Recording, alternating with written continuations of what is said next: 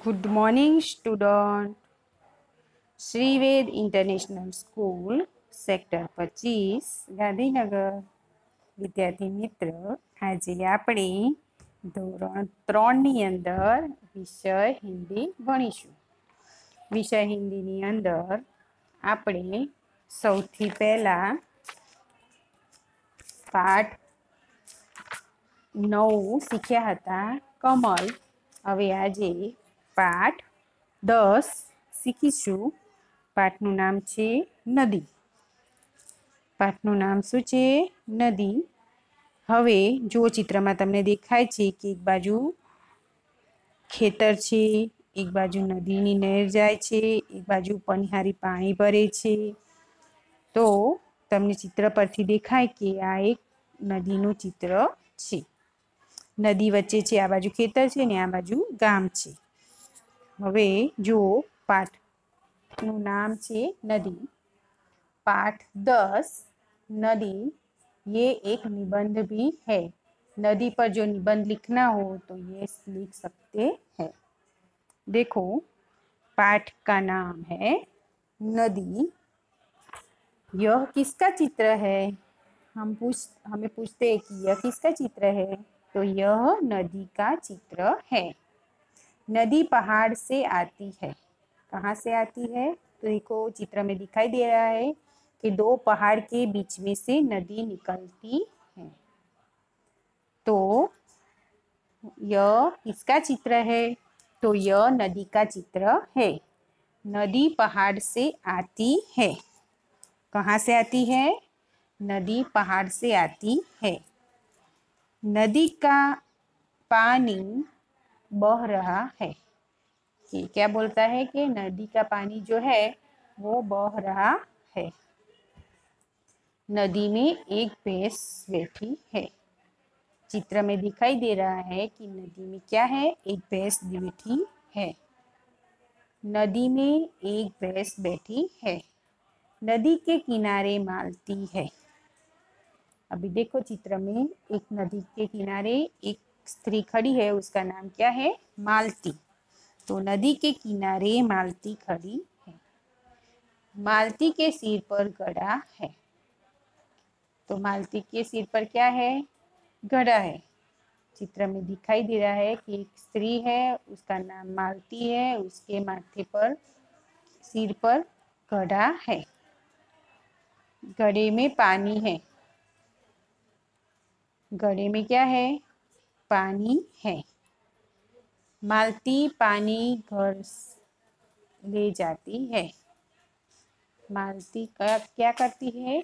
नदी किनारे में से पानी लेके घर ले जाती है। फिर वह कौन है? देखो अभी दूसरा चित्र दिखाई दे रहा है। तो वह कौन है? तो वह किसान है। नदी के उस पार वह किसान है। किसान खेत में है। तो किसान कहाँ है? खेत में है। किसान के पास 2 बैल है। किसान के पास क्या है? 2 बैल है। चित्र में दिखाई दे रहा है कि नदी के इस पार मालती खड़ी है, उस पार खेत है। खेत के पास 2 बैल है।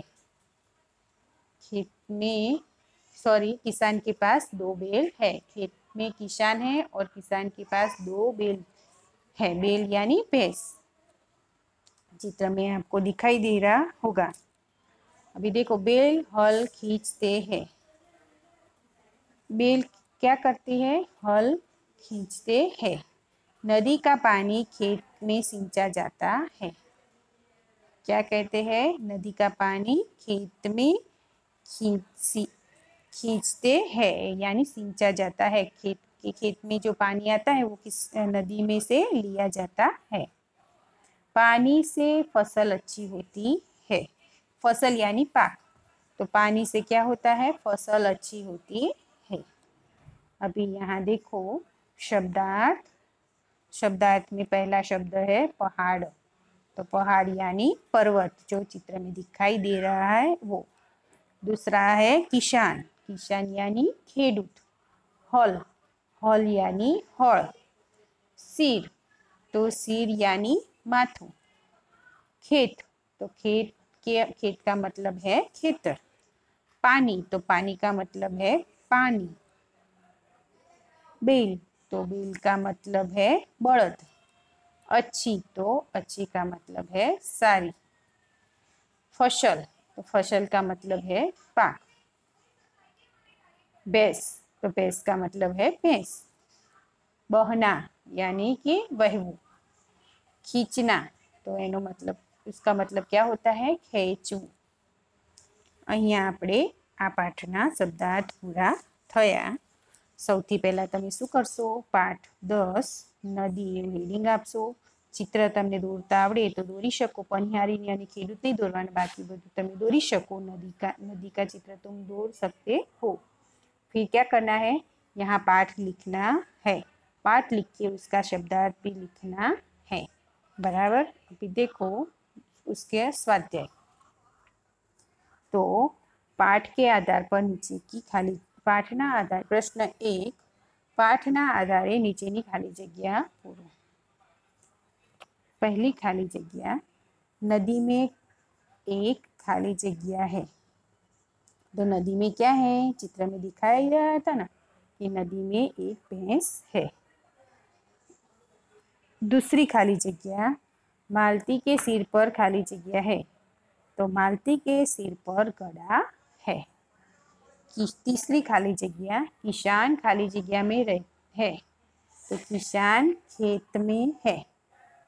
कहाँ है? किसान खेत में है। चौथी खाली जग्या हल खींचते हैं। तो बैल हल खींचते हैं।